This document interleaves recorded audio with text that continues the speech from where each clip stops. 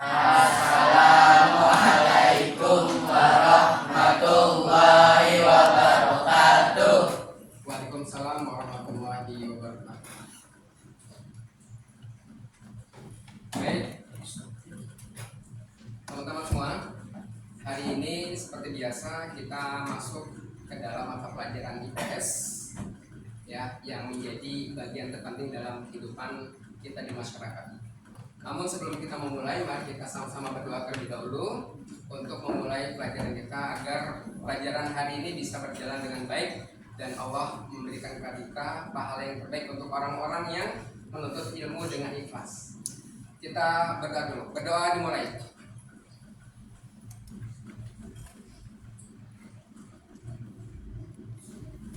Selesai.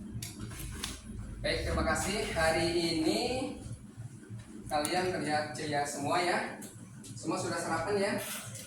Mudah-mudahan sarapannya sudah di rumah. Ada yang pakai bubur, ada yang pakai roti, ada yang pakai nasi goreng ya. Bisa juga ada yang pakai nasi padang. Baik, di absen dulu ya. Siapa hari ini yang tidak masuk? Ada 20 siswa hari ini. Ahmad Zaki, Ramadan ada? Tidak ada ya? Iya, baik. Ya, di sini yang sudah diabsenkan ada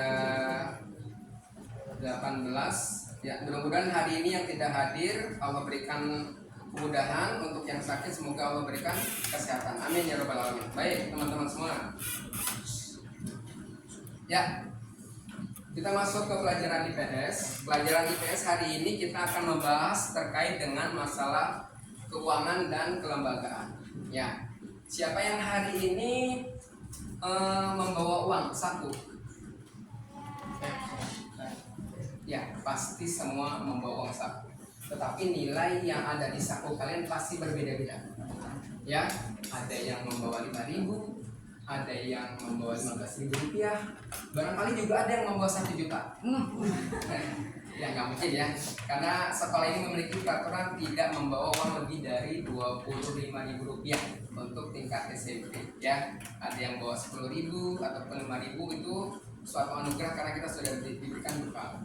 Selain membawa uang saku, pasti sudah membawa bekal dari rumah untuk makan siang ya. Baik teman-teman semua, pelajaran yang lalu kita mengenai mobilitas terhadap masyarakat. Sekarang kita masuk kepada bagaimana penggunaan uang dalam kebutuhan kita sehari-hari. Ada yang tahu kenapa kok kita bertransaksi dengan menggunakan uang?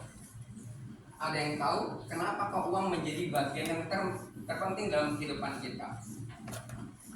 Ya, uang menjadi bagian terpenting dalam kita berada di dalam masyarakat. Barangkali ada beberapa orang mengatakan, memiliki keyakinan bahwa ketika kita akan pergi, ketika kita akan melakukan semua aktivitas, kalau kita sudah membawa beberapa uang, baik kita letakkan di saku ataupun di dompet, menjadi sesuatu yang meyakinkan kita. Kita pede, aku mau ke tempat, contohnya ke Swalayan, ke CCM, ataupun ke tempat-tempat lain. Kalau sudah bawa uang, maka kita menjadi yakin. Kenapa? Sesuatu itu akan terjadi apa yang tidak kita harapkan. Nah, dengan kita bawa uang, maka kita bisa mengantisipasi sesuatu hal yang tidak kita inginkan. Baik teman-teman semua, sekarang tolong diperhatikan, kenapa sih kok sekarang kita punya uang? Kenapa sih kok sekarang alat komoditi tukar menukar dengan menggunakan uang? Kita lihat pada video berikut yang menjadi bagian. BlackRock to offer our customers funds powered by asset allocation from one of. Yang mau disimak ya. Everything. Ungkapan itu sangatlah mencerminkan betapa uang sangatlah dibutuhkan oleh banyak orang. Orang-orang bekerja siang malam untuk mendapatkan lembaran-lembaran uang. Tapi tahu gak sih sejarah dan asal usul dari uang itu sendiri? Maka dari itu kamu harus tahu. Sebuah benda tak akan tercipta dengan sendirinya. Begitu juga dengan uang. Banyak proses yang dilalui sehingga uang itu dapat tercipta. Pada awalnya, manusia belum mengenal kegiatan tukar menukar. Karena dahulu setiap orang berusaha memenuhi kebutuhannya dengan usaha sendiri. Manusia berburu jika ia lapar, membuat pakaian sendiri, dan juga bertanam untuk mendapatkan bahan makanan. Namun, apa yang mereka produksi ternyata tidak cukup untuk memenuhi seluruh kebutuhan mereka. Lalu, mereka mencari orang yang mau bertukar barang dengan barang yang mereka butuhkan. Dan dari sinilah muncul sistem barter. Lalu, karena sistem barter memiliki banyak kekurangan, salah satunya adalah sulitnya menemukan orang yang mau menukarkan barangnya, maka digunakan benda-benda tertentu sebagai alat tukar. Biasanya benda-benda yang digunakan memiliki nilai tinggi dan dibutuhkan masyarakat. Dahulu, bangsa Romawi menggunakan garam sebagai alat tukar. Pengaruh bangsa Romawi dalam menggunakan garam sebagai alat tukar ternyata terlihat sampai sekarang. Dalam bahasa Inggris, upah disebut sebagai salary, yang berasal dari bahasa Latin yaitu salarium, yang berarti garam. Meskipun alat tukar sudah ada, tetapi tetap saja masih terjadi banyak kesulitan. Di antaranya adalah kurangnya daya tahan benda-benda tersebut sehingga tidak tahan lama. Lalu digunakanlah logam sebagai alat tukar karena memiliki nilai tinggi dan tahan lama. Logam yang digunakan adalah emas dan perak. Sejalan dengan perkembangan ekonomi, penggunaan logam sebagai alat tukar mengalami kesulitan, yaitu penggunaan uang logam sulit dilakukan untuk transaksi dalam jumlah besar. Lalu diciptakanlah uang kertas, yang pada saat itu kertas yang digunakan merupakan bukti-bukti kepemilikan emas atau perak. Selanjutnya, masyarakat tidak lagi menggunakan logam secara langsung sebagai alat tukar.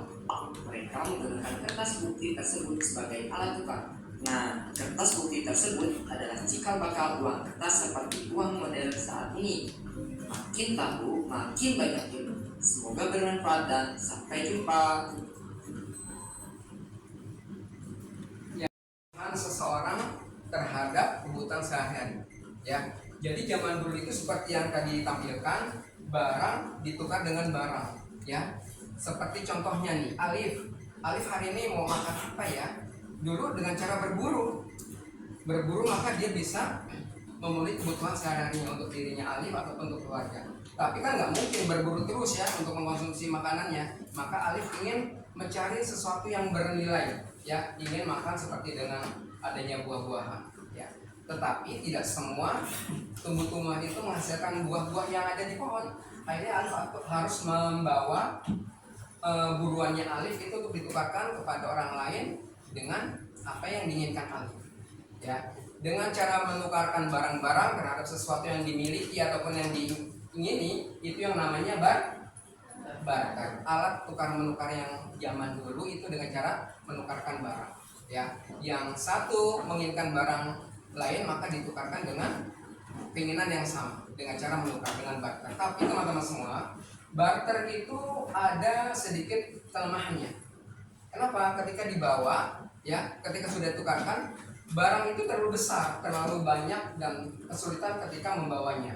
Maka berubah, orang berpikir bagaimana kalau dijadikan dengan dalam bentuk logam, ya, dengan bentuk logam, dan akhirnya dibentuklah alat tukar itu dengan logam sesuai dengan nilai logamnya. Kalau logam nilai satunya itu, contohnya satu logam itu 5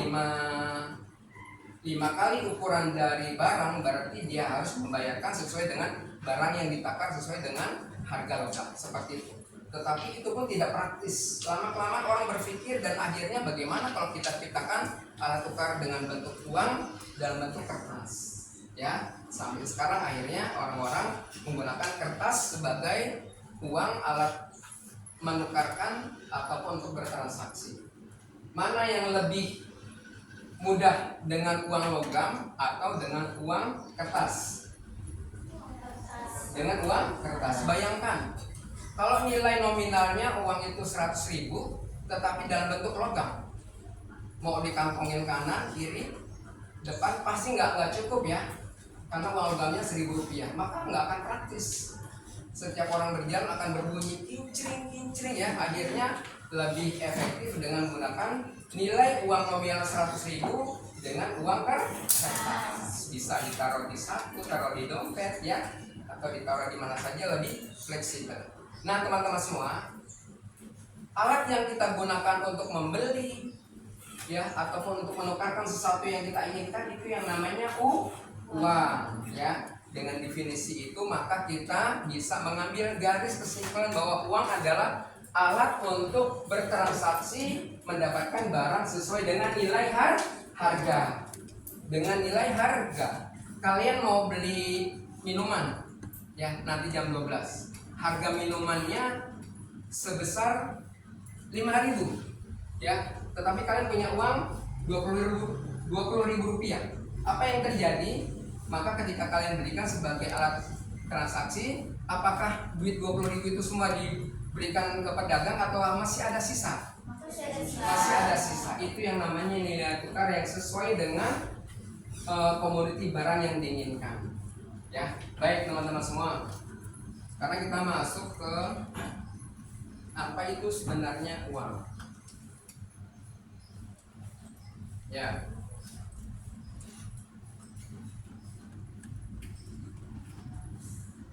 Jadi uang itu ada uang kertas dan uang rupiah.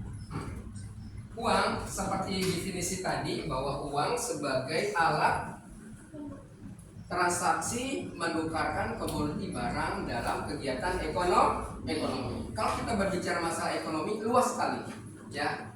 Ekonomi itu bagaimana pemenuhan suatu kebutuhan barang terhadap individu atau sebuah organisasi. Kalau dalam jangka waktu cukup besar, berarti kita berbicara masalah kebutuhan ekonomi untuk produsen, konsumen, dan pemasaran, ya. Tapi kita tidak menyinggung bagaimana kondisi ekonomi yang ada di masyarakat kita. Lebih sekup terkecil itu sekarang kita membicarakan masalah keuangan. Nah, uang itu tadi seperti apa tadi? Uang sebagai alat transaksi penukaran terhadap suatu benda dalam kegiatan ekonomi. Kenapa kok kegiatan ekonomi? Kehidupan kita tidak terlepas dari ekonomi, teman-teman semua. Kalian membeli barang, untuk membelinya itu adalah barang-barang hasil produksi sebuah perusahaan. Itu yang namanya bagian dari interaksi kegiatan ekonomi, ya. Baik, dari definisi tadi, ya, kita dapat mengambil kesimpulan pertama.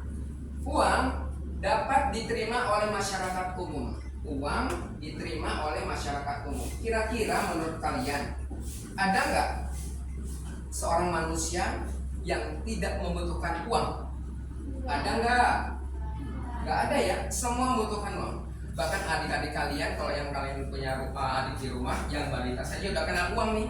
Mama atau Umi, Abi minta uang untuk apa? Untuk jajan, ya. Ini menandakan bahwa adik kecil pun sudah mengerti apa fungsi dari uang, ya. Jadi sekali lagi yang pertama adalah uang dapat diterima oleh masyarakat umum, ya. Tidak hanya di satu daerah, bahkan seluruh pelosok provinsi Indonesia, bahkan seluruh dunia itu uang dapat diterima di kalangan seluruh masyarakat, baik anak-anak dewasa, anak-anak remaja, bahkan orang tua, bahkan nenek kakek juga masih mengenal yang namanya uang. Ya, contohnya apa? Kakek kalau kedatangan cucu pasti akan memberikan ini dari kakek atau nenek. Baik ya. Yang kedua, tidak mengalami perubahan atau tidak cepat rusak. Teman-teman semua, ada nggak orang seperti kita ini merusak uang? Nggak ada ya. Walaupun tidak ada, tetapi kita ada dasar hukum yang tidak dibenarkan untuk mencoret-coret, merobek, bahkan merusak uang sebagai mata uang negara Indonesia. Ya. Yang ketiga, nilai tidak mengalami perubahan dalam jangka waktu yang lama. Kalau kalian menerima uangnya 100.000, lalu kalian simpan 3 tahun kemudian, apakah tiba-tiba berubah jadi 110.000? Tidak ya, atau berkurang jadi 90.000? Tidak akan berubah, walaupun jangka waktunya lama, 3 tahun, 5 tahun, 10 tahun. Uang itu akan tetap bernilai nominalnya 100.000. Baik, yang keempat, praktek dan mudah dibawa kemana-mana. Ya, tadi kita kembali lagi ke sejarah uang, bahwa uang secara barter itu bentuknya barang. Ya, barangkali kalau bentuknya barang, ditaruh di ransel, taruh di tas jinjing, nggak akan bisa kita untuk membawanya kemanapun kita pergi. Tapi uang sudah dalam bentuk yang sangat fleksibel, kecil, dan bahkan ringkas, kita bisa membawanya kemana-mana dengan tanpa harus memperlihatkan uang tersebut. Ya, yang kelima, mudah dibagi tanpa mengurangi nilainya. Ya, 1, 2, 3, 4, 5, 6. Ada duit 300.000. Kalau dibagikan ke 6 orang jadi berapa? Mendapatkan 50.000. Ya, karena sudah dibagi 6 orang. Tetapi kalau dijadikan 1 tetap jumlahnya berapa? Iya, 300.000. Itu yang maksud dari mudah dibagi-bagi tanpa mengurangi nilainya. Ya. Baik, yang berikutnya karena kualitas relatif sama. Ya, uang jika kalian membawanya ke daerah Irian Jaya tetap akan sama nilainya. Ya, walaupun di sana barangkali nilai pembeliannya akan lebih besar jika dibandingkan kita berada di kota besar. Kenapa? Karena di sana lebih sulit untuk mendapatkan atau menjangkau barang-barang yang ingin kita inginkan. Makanya nilainya akan berbeda. Tetapi memiliki kualitas yang sama. Ya, kalau di sini di Depok kita memiliki uang 50.000, maka ketika kita berada di daerah pun akan sama. Nilainya tetap sama 50.000 walaupun kita berada di daerah yang lain. Ya, seperti itu ya. Baik.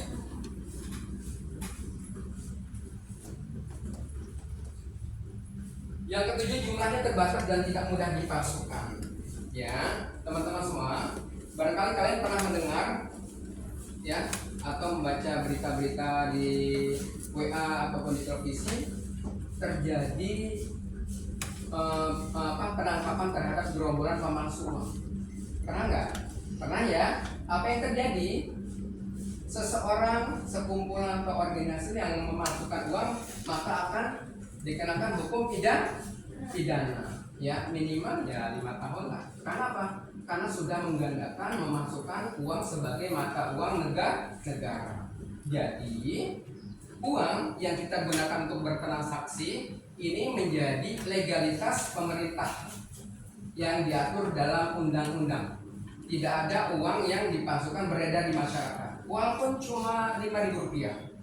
Kenapa? Karena akan merugikan negara. Kalau negara sudah dirugikan oleh satu oknum atau seseorang, maka tentunya akan merugikan produksi keuangan negara. Dalam hal ini akan terjadi inflasi terhadap ekonomi Indonesia. Ya, jadi definisi ketujuh ini adalah bagian dari definisi uang yang berada di saku-saku kita.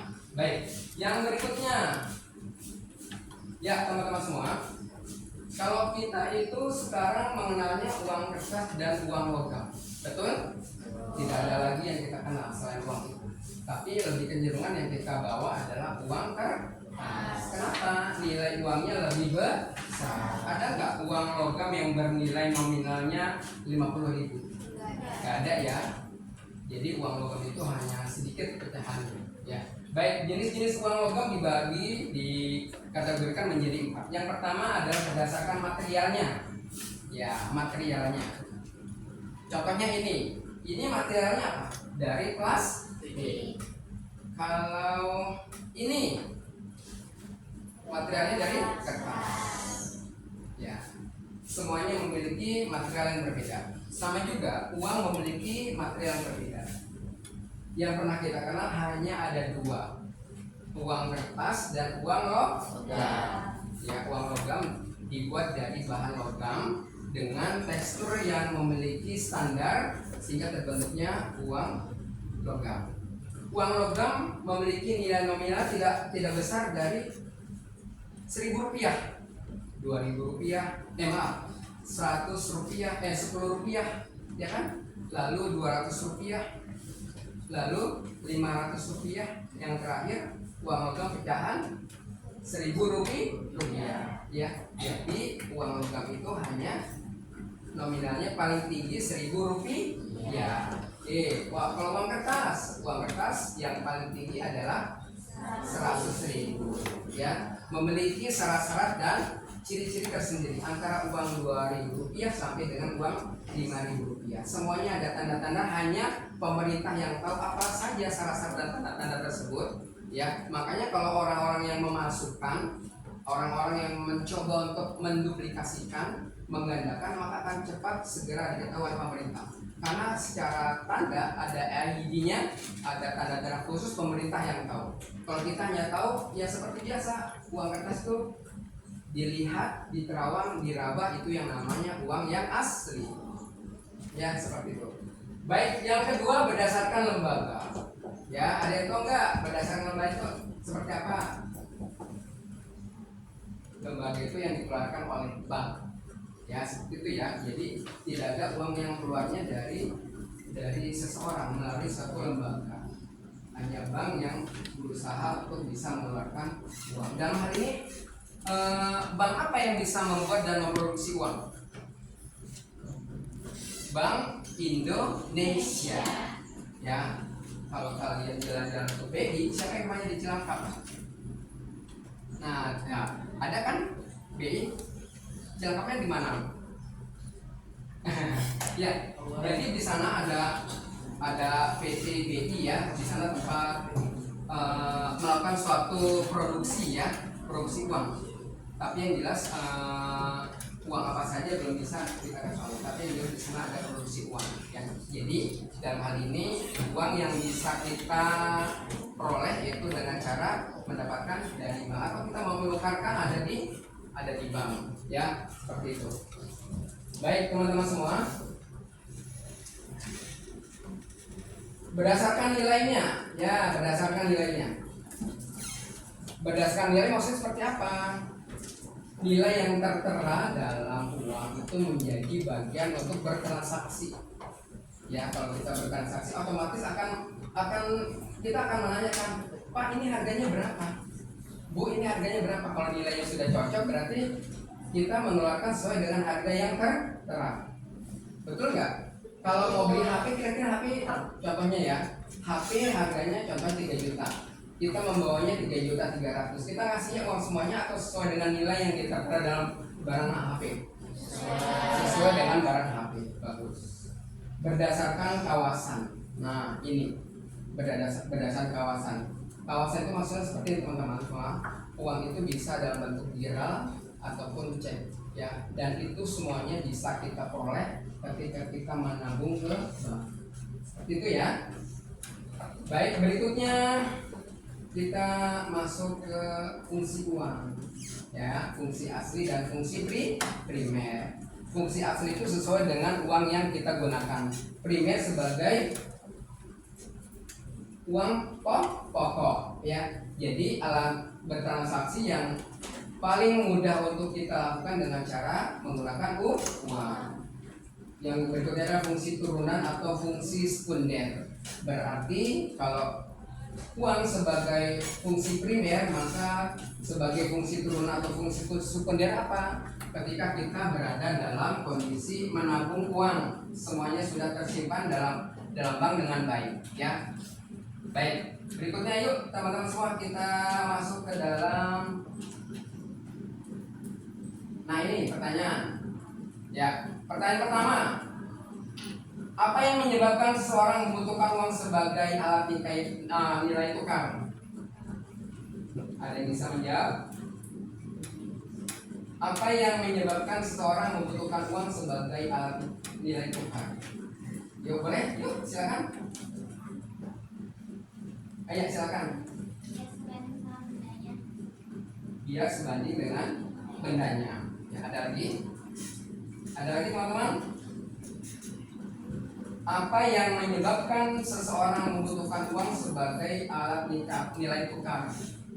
Ya, tadi udah bagus banget. Yuk, barangkali kalian punya jawaban lain? Ya, silakan. Agar dapat melakukan transaksi jual beli. Jawabannya betul ya, jika dipadukan. Kenapa? Apa penyebabnya seorang membutuhkan uang sebagai alat nilai tukar? Teman-teman semua, setiap orang kan pasti membutuhkan kebutuhan ekonomi, betul atau betul? Betul. Ya, mau nggak mau harus melaksanakan kebutuhan tersebut, entah itu kebutuhan sandang, pangan ataupun apa, semua dengan menggunakan nilai tukar uang. Jenisnya seperti apa? Ya jenisnya sebagai alat transaksi secara formal, secara resmi, dengan nilai tukar yang berada dalam negara yang berlangsung ya. Jadi betul sekali tadi jawabannya ya sebagai nilai tukar. Yang kedua, menurut kalian manakah yang lebih efektif antara pemilik uang kertas atau uang logam? Mana yang lebih efektif? Uang kertas. Mengapa? Dalam jumlah yang besar, uang kertas akan lebih mudah untuk disimpan. Ya. Yang ketiga, terakhir. Ayo, kenapa? Contohnya Alif nih. Alif mau main futsal, ya, ke Jepang, gitu ya. Alif nggak bawa uang, kira-kira berani nggak Alif pergi? Walaupun akomodasinya sudah disiapkan, tetap Alif nggak yakin. Nanti aku di sana mau jajan apa, gitu ya. Tetapi ketika Alif sudah memiliki uang saku, sudah punya tabungan, maka Alif berangkat dengan riang gembira. Artinya apa? Artinya bahwa uang memberikan keyakinan pada seseorang dalam memenuhi kebutuhannya atau keperluannya dalam jangka waktu yang lama. Gitu ya. Barangkali dari materi ini ada yang belum jelas ingin ditanyakan, silakan.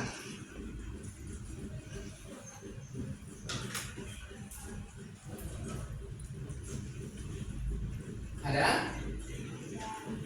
Baik, kalau tidak ada, pelajaran hari ini kita cukupkan. Mudah-mudahan besok kita lanjutkan lagi dengan menyambung materi yang masih ada dalam konteks keuangan dan lembaga. Baik, terima kasih. Kita tutup hari ini dengan sama-sama baca hamdalah. Alhamdulillahirobbilalamin. Kita tutup dengan doa kafaratul majlis. Subhanallah.